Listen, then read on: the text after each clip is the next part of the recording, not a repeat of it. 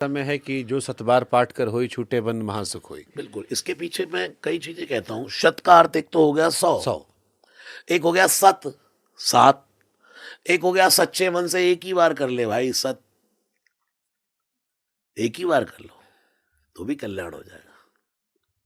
But वैसे दिन भर में एक बार पाठ करना नहीं, चाहिए? मैं बापू कहते 11 बार। मुरारी बापू जी, मैं अपने सुंदरकांड में कल भी रात को बोल रहा था होटल 7 सीज में कि आप 11 बार पाठ करिए। 11 बार नहीं कर सकते, 9 बार करिए। नवग्रह कंट्रोल में रहेंगे। एक दिन में? एक दिन में 9 बार, पूरे दिन में कभी भी चलते फिरते उठते बैठते। अब ये भी मिथ्या है, लोग कहते हैं आसन लगाकर बैठ के करें, अशुद्धि में ना करें। हनुमान चालीसा पढ़ने का कोई नियम नहीं है भाई। मैच खेलते खेलते भी पढ़ सकते हैं। मैच खेलते जय हनुमान ज्ञान गुण सागर पाठ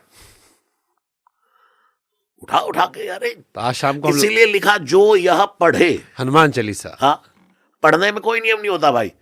आप देखो, मुझे बहुत ध्यान है, मैं पढ़ने में तो कमजोर ही रहा, लेकिन जब मुझे कुछ याद करना होता था तो मैं समय नहीं होता था तो एक कॉपी बीच में रख ली जहां जहां मुझे काम करना होता। निकलते पढ़ते उसको क्वेश्चन को याद करते गए, पढ़ते गए, याद करते गए भाई, देखते गए, पढ़ते गए। आप अपना कोई भी काम करते करते हनुमान चालीसा पढ़िए। दिन में 11 बार क्या 50 बार पढ़िए। 11 बार नहीं कर सकते, 9 बार करिए। 9 बार करें तो नवग्रह प्रतिकूल नहीं होते। 9 बार नहीं कर सकते और डिस्काउंट ले लो, 7 बार कर लो। 7 के 7 दिन रक्षा। और नहीं कर सकते 5 बार कर लो। एक हनुमान चालीसा में 5 बार हनुमान जी की जय हुई है। जय हनुमान ज्ञान गुण सागर 1, जय कपीश तु लोक उजागर 2, जय जय जय हनुमान गोसाई 3 4 5। 5 हाँ, जय जय जय हनुमान गोसाई। हाँ, 5 ही है हनुमान जी के भाई। श्रुतिमान, धुतिमान, गतिमान, मतिमान, केतुमान। पंचमुखी हैं हनुमान जी, इसलिए 5 बार हनुमान चालीसा। 5 बार नहीं कर सकते और डिस्काउंट ले लो, 3 बार। 3 ही दुख है दुनिया में, दैहिक, दैविक, भौतिक, तीनों मिटा दे। पंचमुखी का रहस्य क्या है ये? पंचमुखी का रहस्य ये कि 5 मुख पंचानन शिव से उतरे। इसको लोगों ने तंत्र से जोड़ दिया। ये सबसे ज्यादा बिगाड़ा रील वालों ने। अपने घर के बाहर पंचमुखी हनुमान जी लगाओगे तो ये फायदा हो जाएगा, लाए सजीवन वाले लगाओगे तो ये फायदा हो जाएगा। हनुमान जी कई बना दिए भाई। और पता किसी को कुछ नहीं है। तुलसीदास जी से पूछो ना भाई। पंचमुखी हनुमान जी, भगवान शिव पंचानन है, पंच आनन पंचमुख वाले वही हनुमान जी है पंचमुखी। ये तो बिरध में मिला उनको, विरासत में। मेरा सवाल कुछ और था, लेकिन अब मैं तुलसीदास जी पूछूंगा। तुलसीदास जी की कितनी बड़ी भूमिका है?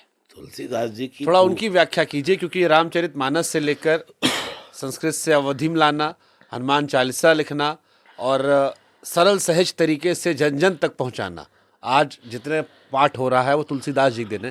थोड़ा आप बताएंगे, थोड़ा और विस्तार समझेंगे हम लोग। जैसे हो सकता है कोई बहुत बड़े पत्रकार हुए हो, हाँ, और वही अब आप हैं जन्म बदलने के बाद। तुलसीदास जी ही तो वाल्मीकि है।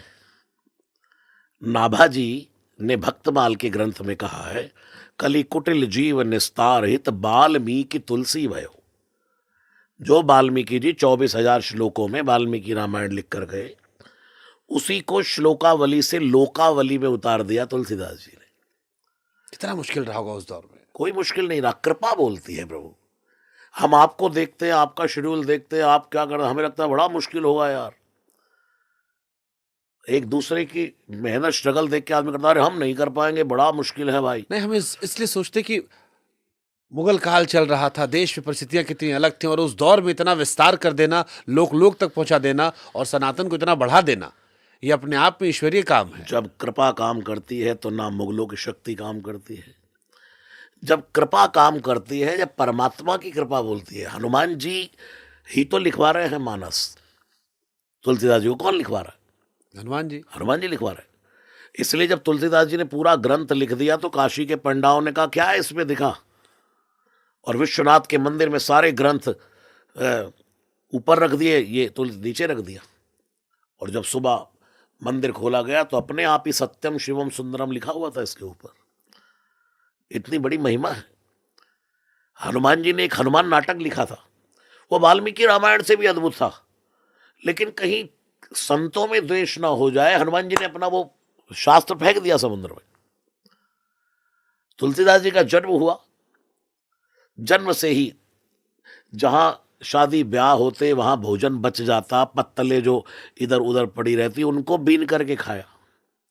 डर लगता तो उस दासी ने कहा बेटा डर लगे तो राम बोल। उसके बाद जीवन चक्र चलना शुरू हुआ तो कहाँ क्या अद्भुत थे तुलसीदास जी। लोग कहते तुलसीदास जी को एक नारी ने डांट मारी तो तुलसीदास बन गए। ऐसा नहीं होता भाई, घर घर में नारी डांट मार रही है सबको, सारे तुलसीदास बन जाए। मूल में पड़ा होता है। आज हम जो हैं उसके पीछे बहुत जन्म की बातें हैं। आप एक जन्म में इतने अच्छे पत्रकार, इतने बड़े ये नहीं बन एक सकते। जन्म का पुण्य नहीं पाते। नहीं हाँ, है। कुछ जैसे एक नारियल को तोड़ो, एक चोट, दो चोट, 5-7 बार में वो टूटता है। तो इसका मतलब ये तो नहीं कि 5-7वीं चोट ने तोड़ा, सही बात है। शुरू से उसमें एफर्ट लगा है। आपने कभी एकांत में बैठ करके बोलना सीखा होगा, मैं चैनल पर जाऊंगा तो ऐसे बोलूंगा, जहां कोई ना हो, कोई मुझे देख ना ले, कहीं लोग पागल ना कहें, मैं ऐसे एंकरिंग करूंगा, मैं ऐसे बोलूंगा। हमने खूब किया, छत पर घूम घूम के कुंडी लगा ली, ये कोई आ जाएगा तो पागल, रो रहे हैं भगवान की कथा गा रहे हैं, ऐसे भगवान ने मौका दिया तो ऐसे गाएंगे। मुझे बहुत याद आता है आज। तो वो सब कई स्ट्रगल, बहुत मेहनत वो रंग लेकर के आती है। किसी को कहो एकदम खड़े होते ही ले भाई माइक पे बोलना शुरू कर। ठीक है, तो हनुमान जी ने भी कोई रामायण लिखी थी? हनुमान जी का एक ग्रंथ लिखा गया, मैं बताया ना आपको, मैंने हनुमान जी, वो रामायण नहीं थी, रामचरित था उसमें। तो लेकिन उसको कहीं वो, हनुमान जी जैसा परम विद्वान कौन है। जब तुलसीदास जी वंदना करते हैं तो लिखते हैं सीता राम गुण ग्राम पुण्यारण्य विहारिणौ वंदे विशुद्ध विज्ञानौ। साइंटिस्ट की उपमा दी हनुमान जी को। कवीश्वरो कपीश्वरो, वाल्मीकि और हनुमान जी को वैज्ञानिक बताया। वाल्मीकि जी ने बताया है 5 दिन में पुल बना।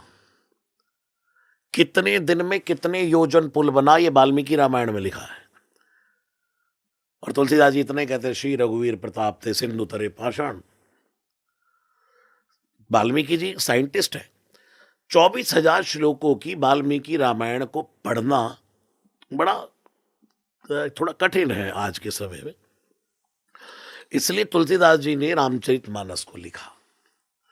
और वो रामचरितमानस में भी पहले 7 श्लोक है, फिर उसके बाद दोहा लगाया, जो सुमिरत सिद्धि होए गणनायक करी बर बर। फिर उसके बाद वो करते करते फिर बंदो गुरुपद कंज कृपा सिंधु नर रूप हरि महामोहतम पुंज जासु वचन रवि कर निकर। फिर चौपाई पे आ गए, बंदो गुरुपद पदुम परागा सुरचि सुभाष सरस अनुरागा। आज कौन दुनिया में ऐसा होगा जिसको ये ना पता हो मंगल भवन मंगलहारी। कितना सरल कर दिया गोस्वामी जी ने। तो अगर मैं आपसे एक लाइन में समझने की कोशिश करूं कि तुलसीदास जी ने सनातन में क्या जोड़ दिया या कैसे सरल करने से सनातन का विस्तार कर दिया। जैसे भगवान को भोग लगाओ और वो तुलसी के बिना अधूरा है। जैसे दुनिया भर के व्यंजन हो, 56 भोग रखे हो, लेकिन अगर तुलसी दल न पड़ा हो, तुलसी पत्र न पड़ा हो, तुलसी का पत्ता न पड़ा हो, तो 56 भोग अधूरे हैं। ऐसे ही दुनिया का कोई भी सत्संग हो, कहीं ना कहीं तुलसीदास जी की चौपाई के बिना भाई जय श्री राम अधूरा है। हनुमान जी के भारत में कौन कौन से सबसे पुराने मंदिर हैं, प्रमुख मंदिर हैं, जहां एक भक्त को दर्शन करने जाना चाहिए? अब आप फिर वही बात कर रहे हैं। मैं मानव स्थापित बात नहीं कर रहा हूं, मैं वो कह रहा हूं जिनका ऐतिहासिक प्रमाणों में जिक्र है, ग्रंथों में जिक्र है। जैसे हमारे अयोध्या वाले हो गए, टीले वाले हनुमान जी हो गए, ऐसे इस तरह के मंदिर जिनका जिक्र पुराणों में है। मैं कहता रहता हूँ ये बातें, मेरे सामने कई लोग प्रश्न करते हैं। मैं कहता हूँ भाई, मैं अगर कह दूं अयोध्या के हनुमानगढ़ी ज्यादा बड़ा महत्व है, तो सालासर हनुमान जी भी है। कोई कहे सालासर हनुमान जी कह दिया तो मेहंदीपुर हनुमान जी भी है। कोई मेहंदीपुर हनुमान जी कह दे तो भाई उसके बाद अपने दिल्ली वाले सीपी वाले हनुमान जी भी है। सीपी वाले हनुमान जी कहे तो मरघट वाले बाबा भी है। मरघट वाले बाबा कहते तो कष्टभंजन हनुमान जी भी है सारंगपुर में। कहाँ कहाँ हनुमान जी नहीं है। लेकिन मुझे लगता है सबसे ज्यादा पावरफुल अपने घरों के आसपास के हनुमान जी के मंदिरों के दर्शन करने जाइए। हम 100 किलोमीटर, 200 किलोमीटर, 500 किलोमीटर वहां दर्शन करने जाते, जाना चाहिए, वो हमारे प्रमुख स्थान है। लेकिन मैं बहुत संदेश देता हूँ इस माध्यम से कि भाई अपने घरों के पास जो हनुमान जी की स्थापनाएं हुई है वहाँ भी दर्शन करो, रोज वहाँ जा करके दर्शन कर लो, वो भी बहुत महत्वपूर्ण है।